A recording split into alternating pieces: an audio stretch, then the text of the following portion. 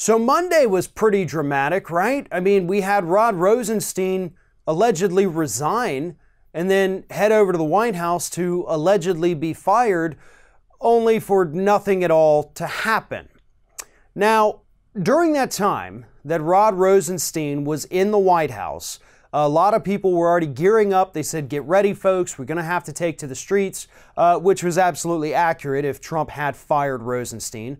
But it turns out he just wanted to talk to him, allegedly, according to Sarah Huckabee Sanders, about recent news stories.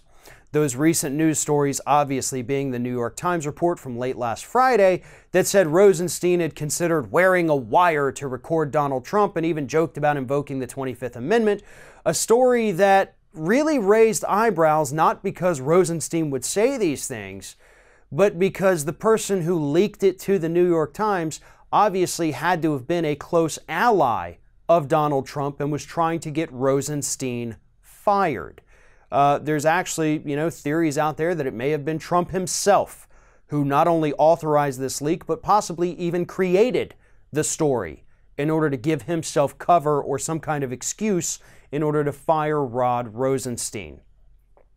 So now their next meeting's been pushed to Thursday. So as of right now, Rod Rosenstein, still the Deputy Attorney General of the United States. That may all change on Thursday, but you know what else happens on Thursday? That's the day that Dr. Christine Ford is supposed to go and give her testimony to the Senate Judiciary Committee to tell her story of the alleged sexual assault that took place at the hands of Brett Kavanaugh against her nearly 35 years ago. So what better way to distract the public from your embattled Supreme Court nominee than to fire the man overlooking the Robert Mueller special prosecutor investigation?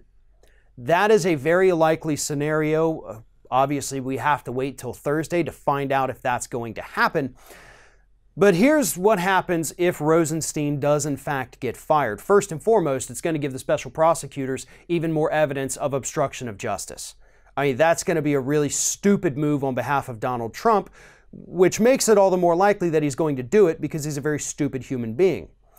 So if Rosenstein gets fired, the person that's going to take over is Solicitor General Noel Francisco, who will likely be forced to recuse himself because he used to work at the law firm Jones Day that's actually representing Donald Trump in the Robert Mueller probe.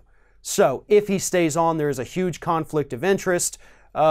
So it's likely that he would be forced to recuse himself. He's actually already recused himself from multiple things within the Trump administration because of his connection to his old law firm and other various connections he has. So therefore, it would then go to Steve Engel, who heads the department's elite and secretive Office of Legal Counsel. This was a guy that worked in the George W. Bush administration. He's a hard right guy, but as we've seen from most former members of the Bush administration, not exactly a Donald Trump loyalist. So it's iffy on what we would get from him.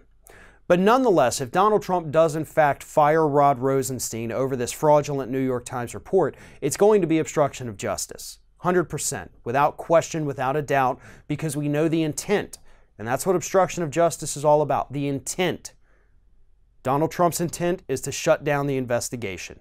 And what better way to do that than to get rid of the man overseeing it, while at the same time distracting the public from all these accusations that are about to come out about your Supreme Court nominee.